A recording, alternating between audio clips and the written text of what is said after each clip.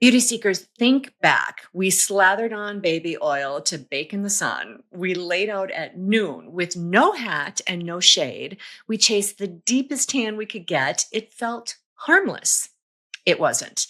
Up to 80% of how our skin ages, the fine lines, the leathery texture, and the dark spots come from the sun, not from getting older. And the scary part, the damage is invisible for years before it shows up in the mirror. Today, Breelyn Vanleeuwen, Mrs. Sunscreen, shares how our sun habits catch up with us and what to do to protect our skin starting now. Stay with us because we'll be turning everything Mrs. Sunscreen is teaching us into a safe sunscreen scan. 4 simple questions you can ask yourself to know if your sun protection is truly protecting your skin in a healthy way or not. Bree, take me back to your younger years in the sun. What did you actually do? Where did you go? What did you put on your skin that you would never do now? I loved the intro because, yes, I was a sun worshiper. I was laying out at Lake Powell in 104-degree weather. I don't even know what the UV index was. It wasn't even a thing for people to know the UV index. Now, all of my nieces are looking on TikTok for the UV index. That wasn't even a thing back in the day, right? But I was terrible. I was in tanning beds and I was trying to put the little, heart or Playboy bunny on my hip, not even knowing what those symbols meant. I had no idea. The education wasn't there. My mom was, yeah, go tanning. Yes, it is. There just wasn't the education that we have today. No, not at all. I remember pictures of my mom, super tan and pink lipstick, and there were the babies. We were all super tan. So burned, probably. Yeah. Oh my goodness. Beauty seekers Breelyn Vanleeuwen, who goes by Bree and is known to all of us as Mrs. Sunscreen, is a physician associate who spent years in reconstructive facial plastic surgery, where she saw firsthand what the sun does to skin over a lifetime. She's the founder, CEO, and formulator of her own sunscreen line, Daily Shade. Bree, welcome to Beauty Seek. Thank you. Thanks for having me on. So excited to be here. We're so happy to have you. We need this education. It's shocking how much I don't know, how much my friends don't know. After you and I spoke the other day, I got my daughter to change her sunscreen. Oh, good. And hopefully we'll have a few more converts after this interview. When you first started digging into the research on skin damage and aging, how surprised were you by how much of it traces back to the sun? I don't know that I was that surprised by it because that was my background. I had been in medicine for so many years. I think the part that did surprise me was how much of it was linked to damage that was done in the youth period. I think all of us in our mind understand that the sun ages you and it does create hyperpigmentation and dark spots, sunspots, wrinkles, all the things. I think that we now connect that, but what we're not connecting, especially in this country, is that the damage starts so much younger and earlier than we think. So by the time most people in the country, the data shows by the time they start wearing sunscreen on a fairly regular basis, it's not till they're in their late 30s.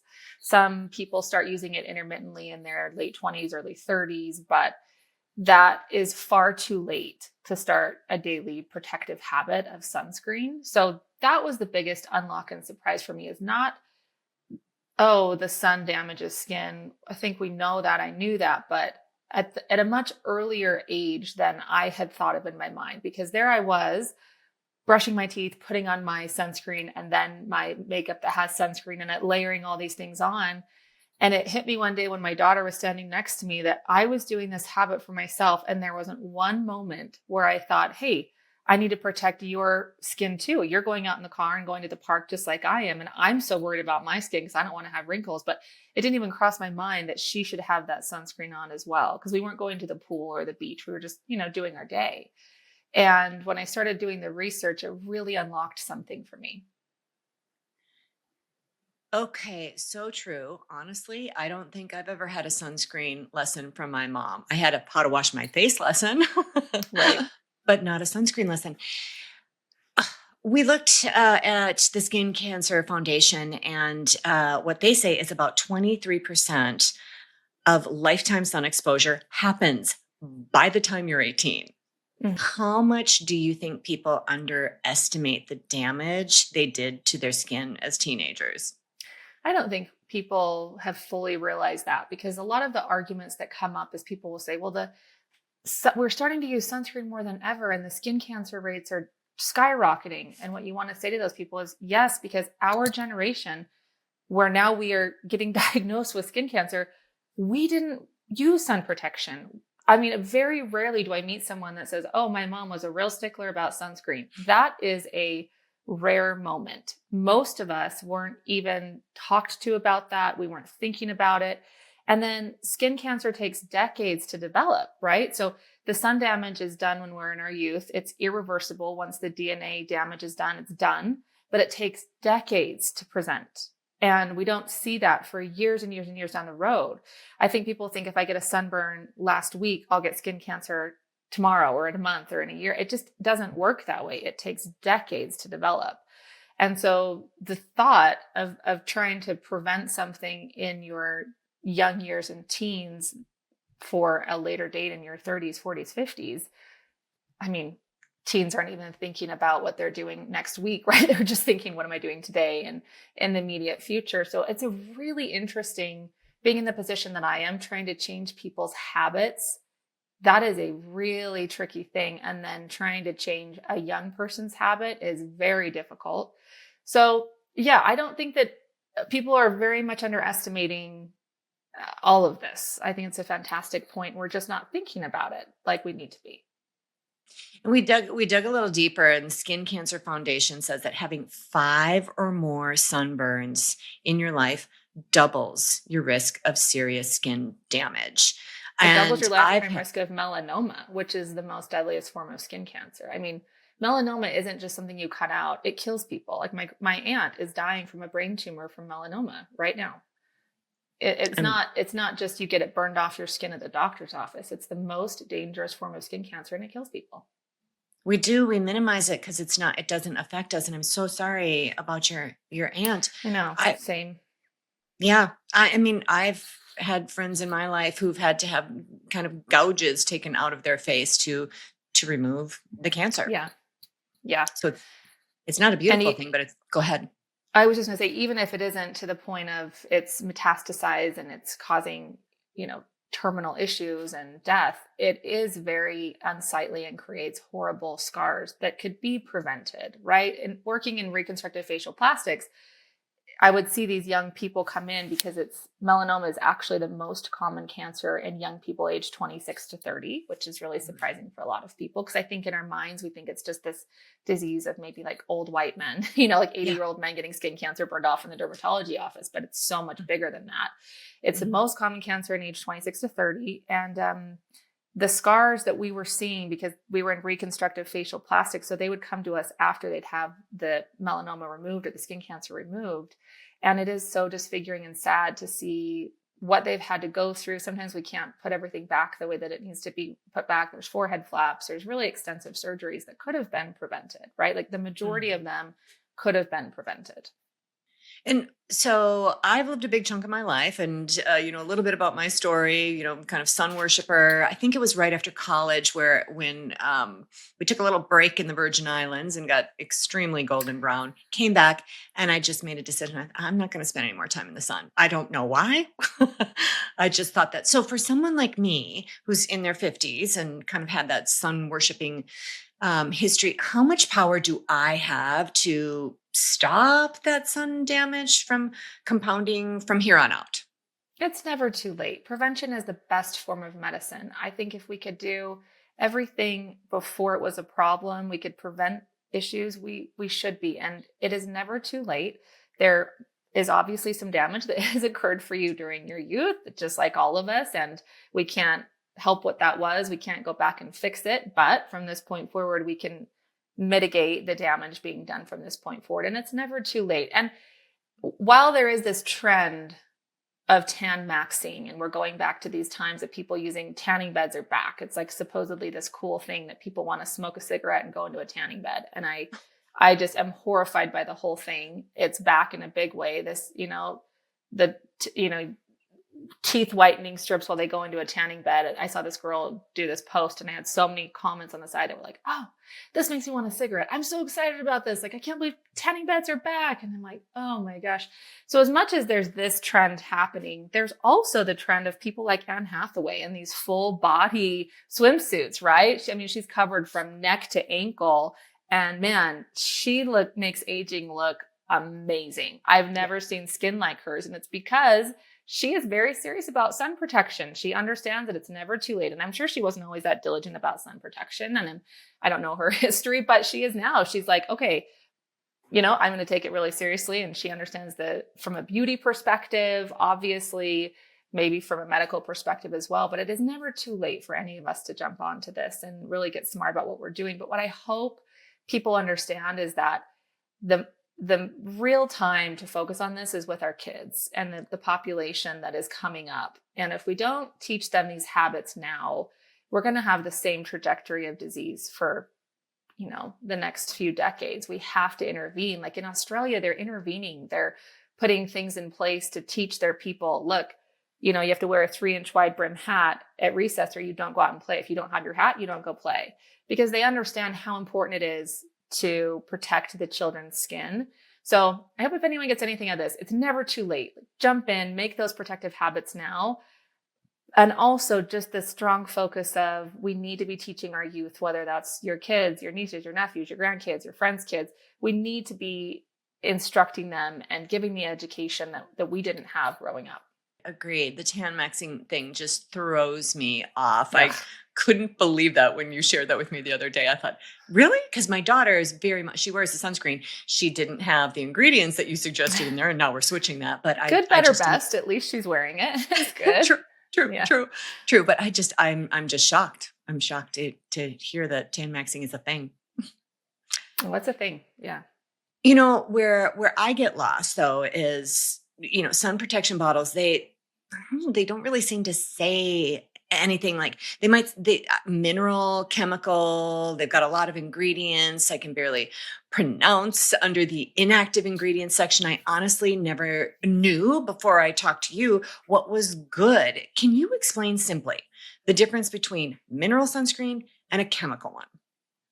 Sure. I will do my utmost to try to explain this. I don't love the terminology. I don't like the words chemical and mineral. However, this is what it's widely known as. So we'll stick to this because everything really is a chemical. And I think it's very misleading. But this is how people refer to categories of sunscreen. They put them into 2 categories. And this is done regulatory wise by the FDA in America. And in the United States, the FDA recognizes 2 protective filters as mineral in that category. And they actually don't call it mineral. They call it generally recognized as safe and effective. So it's called GRACE, GRASE, generally is recognized as safe and effective. That is the category they put what we're referencing as mineral into. And it is zinc and titanium only. That is it. So those live in this generally recognized as safe. Then there's another category over here, and they're actually called organic filters, which makes them sound really clean and amazing, and they're not. It just is the fact that they contain, their structural chemical formula. And those are UV chemical filters, the way that we're known, and they're all of the ones like oxybenzone, avobenzone, the ones that are really difficult for you to pronounce, that are, it starts with an A and an H and an O, all those letters. If you see those are considered as chemical filters. So those are the 2 categories that people separate. And I can go into more about that, but that's how they regulate those. Great. And so do the minerals, we talked a little bit about what's getting absorbed into the skin versus what's sitting on top of the skin. Is that the difference between those 2 as well, or it all gets absorbed? Okay. No, this is a really good question, and one that is argued, and there is sunscreen. It's a very cool time to be in sunscreen because there's so much, people want to talk about it. They want to argue it. They have their point of view. There's so much in sunscreen right now. So the best way to talk about the 2 is mineral sunscreens, or the generally recognized as safe, like zinc and titanium. They are really good at reflecting light. And you can see this when someone does one of those UV cameras. I don't know if you've ever seen someone do a UV camera where it shows up as black and white, and then they put sunscreen on their face. If you're comparing a chemical to a mineral, the mineral will look a little lighter on film because it's reflecting the light away. And the chemical will look almost black, well, really black, actually, very, very, very black, because it's absorbing the heat. So one of the things that was preached to me quite a bit as a student when I was doing my rotations at the Brigham and Women's Hospital in Boston is, these are the top of the line facial reconstructive plastic surgeons that people are, like these are the guys and the women that people are looking to for advice on how to stay the most beautiful. And over again, I would hear them say, okay, put on a sunscreen, but listen, I mean, wear your sunscreen, but if you want to protect what I just did, you're going to wear zinc. That's what you're going to do. You're going to put zinc on your face because that's going to reflect the light. It's not going to trap the heat. You're not going to get the melasma issues. Like, put zinc on your face. That's what you need to find, a sunscreen that has zinc. I would hear that over and over again. And that's because the UV chemical filters, they really do absorb and they trap heat. And do they absorb into the skin? Yes, they do. And we know this because the FDA has conducted their own studies that prove this. The one that was released in 2019, they took 6 of those UV chemical filters. They studied them in 4 different formulations, from spray, lotion, all the 4 different formulations. And all 6 of them, all 6 of these chemical filters in all different 4 formulations were found to be absorbed in the blood and in breast milk of the people that they could test that on. And they were above the concentration that was considered safe, whatever that number is that they came up with, which means they need to have more studies, which is why they are not put in a category of generally recognized as safe, because they don't have all the data and they don't have all the research that they need to have in order to classify them as that. So do they absorb into the system? Yes, absolutely. This has been proven. And people, it's funny, the last few years as I've been promoting my zinc true mineral sunscreen, there's so many people who will say, oh, I mean, they don't know how much the chemical filters absorb, or they'll kind of try to negate the data. And now that there's this new chemical filter that's been introduced to the United States, those same people to promote that will say, oh, this chemical filter doesn't absorb into the bloodstream like the other ones do. And I'm like, you and I just had a conversation that they don't absorb, but now that you want to promote this new chemical filter, you're going to recognize and have a conversation about the data that they do absorb, because they do. What do they do once they get absorbed? How much damage do they cause? How much endocrine disruption do they cause? In a human capacity, we don't know that yet. In lab and animal studies, it has been shown that there's been endocrine disruption and thyroid disruption in some of these filters.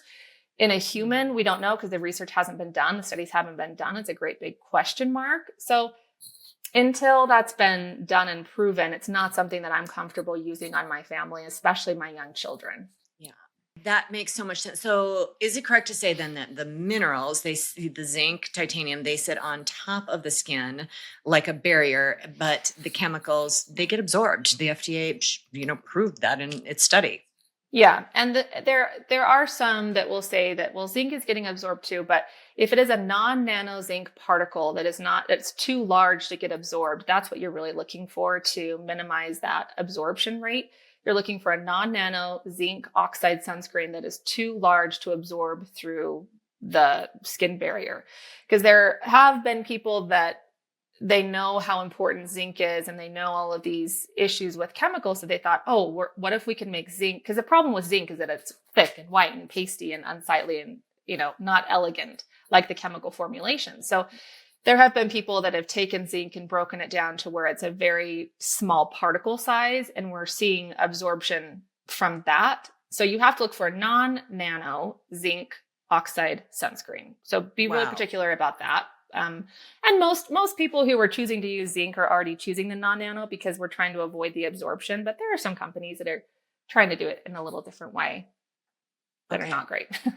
Non-nano, that's a new term to me. I would not have thought to add that. I wouldn't have, it was even days ago that I would not have even thought I have to have zinc or titanium in my sunscreen. So this is mind-blowing. Well, I mean, you can put on whatever it is you want to put on your skin, but I think it's really important for people to know what they are putting on their skin. And I think that that's a huge issue within sunscreen for sure, and in cosmetics as a whole, is the transparency isn't out there for the consumer. And so unless we're, focused on it every day and we're trying to search for this data, which we don't have time to do. Who has time to do that with every single product and ingredient? You certainly don't. I certainly don't. Right. I don't think that it's not necessarily the consumer's fault. I think the bigger issue is the lack of transparency and regulatory oversight that is not being done on cosmetics and sunscreens. No, completely agreed. Completely agreed. And I'm happy I'm getting educated and bringing this information to our beauty seekers. And so here's what I just got out of our conversation. Mrs. Sunscreen has taught our beauty seek community about whether or not sunscreen protects or ages you. Most of our sunscreen, most of how our skin ages comes from the sun, but sun damage hides. We don't see it for years often. But thankfully, it's never too late to start, especially for someone like me, to protect your skin. And I've always been someone who just kind of now stays in the shade Great. because of kind of the way sunscreen feels. But now I'm using my tinted sunscreen and really trying to pay more attention to what I'm purchasing. Like last night, I sat at the store for quite some time and looked at this little bottle. Mrs. Sunscreen said. Thank you. And that's because now I understand the first thing to look for in a sunscreen product is that it's a mineral sunscreen. So it's on top of your skin. It reflects the light instead of chemical, which soaks into your body. And who wants anything soaking into their body? Yeah. Yes. Good point. And to your point, I think that when we're talking about sun protective measures, especially with our children, sunscreen is just one aspect of that, right? I mean, you said seeking shade. That's one of the best ways is to seek shade, especially between the hours of 10 and 2, when those peak sun and the UV is at its very strongest. Let's seek shade. UPF protective clothing, I'm a huge fan of. And, people will call it, oh, that's a scuba suit, whatever. I could care less. I love knowing that I have the protection on. There's really cute designs. Like I bought this really darling one from Bowden the other day, and I had 3 different women stop and ask me where I got it. Like it's fashionable and cute, and it doesn't have to look like a big garbage bag. You can make it look great. Yeah. But UPF protective clothing, hats are a huge thing in our family, and really choosing when we're going outside to enjoy activities. So sunscreen is just one protective piece. And one of the things that people don't do well is reapply sunscreen. And people will put sunscreen on one time and then that's it. They'll forget about reapplication, and sunscreen isn't designed to stay on your skin forever, especially the UV chemical filter sunscreen. It degrades in light. So it's not photo stable. The UV chemical sunscreen filters break down in light, which is really ironic where they're meant to be protective against UV rays, but actually that's what breaks them down. And you have to apply those on a regular basis. And one of the other pitches people keep saying is the new UV chemical filter is more photo stable than the other UV chemical filters. And what I always say is, yeah, but zinc has always been photo stable. There's nothing about zinc that breaks down in the sun. It's a photo stable particle, a chemical. It's what it is designed to do, and it does it really well. So another reason to use a mineral and a zinc is that it's very photostable. It doesn't break down in the sun like the UV chemical filters do. But even with that being said, because of the way that we have to formulate it to feel luxurious, it's not like a diaper rash cream, which is made up of zinc, right? Like diaper rash cream you can put on, and open water swimmers will use diaper rash cream because it's designed as a barrier. It's thick and white and it's heavy, and they don't have to reapply it as often. Well, other sunscreens that feel more elegant, you're going to have to reapply your sunscreen, and people don't like to do that. It's like, how do you reapply? Well, you just do it. You just reapply. And when you're using UPF clothing, you don't have to reapply, obviously. So my recommendation to people is always, if you're going to be out for a long period of time, if you're going to be out in the middle of the day, like 10 to 2 or 10 to 4, if you're in, really sunny areas like Hawaii, use UPF clothing and then high quality true mineral zinc sunscreen on the parts of your body that are exposed, like your ears, the neck, the face, the tops of the feet, the hands, and then reapplication is much less of a headache. You're using high quality product. You don't have to worry that you're wasting money. Because you're spending money on a product. Like there you are at a store, you're going to be spending money on some kind of sun protective product. You might as well be spending it on something that is high quality, that is safe, that is going to get the job done. And there's just so many options that are not as good as what other companies have created. Like myself, I'm proud of our product, but I'm not the only one who's created a great true mineral sunscreen. There's a lot of us out there, but I think you're spending the money either way, and it's just one piece of the equation. So be really careful with how you're navigating your time and your travels and your vacations, right? Exactly, exactly.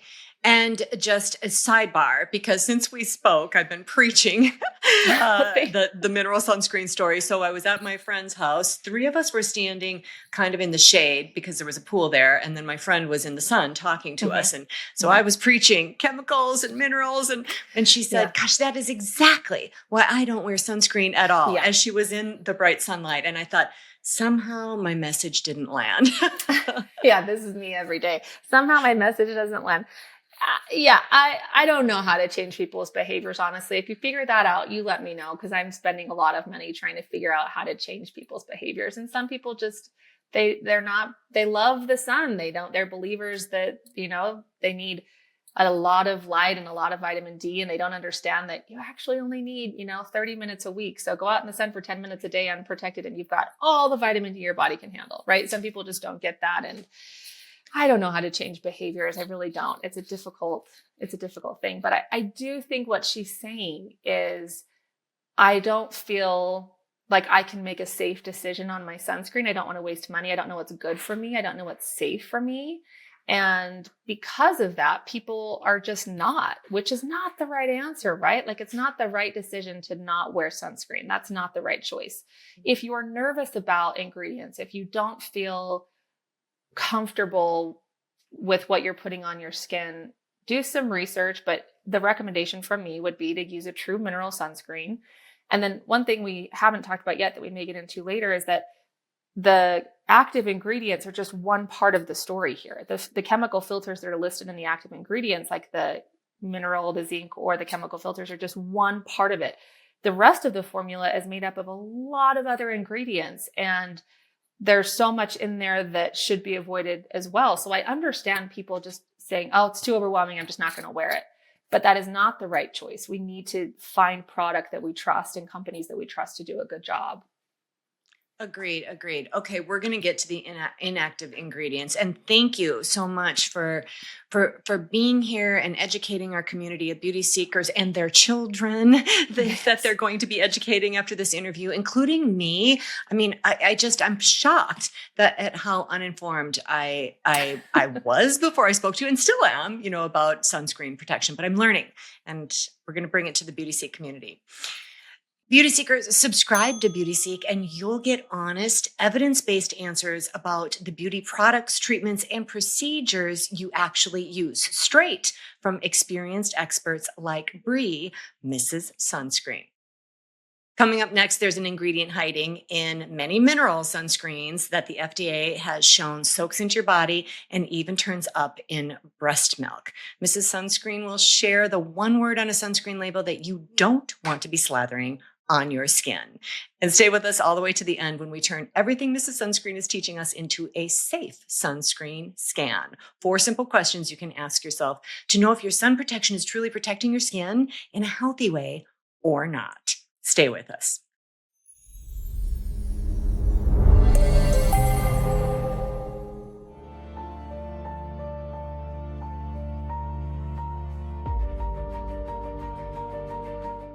Some sunscreen ingredients pass through the skin and Yeah. have been then found in people's blood and breast milk, as you've said. One of those ingredients is banned in Hawaii for killing coral reefs. So, on a scale of 1 to 10, how likely would you ever be? And I think I know the answer, but to ever put an ingredient like that in your sunscreen line, Daily Shade?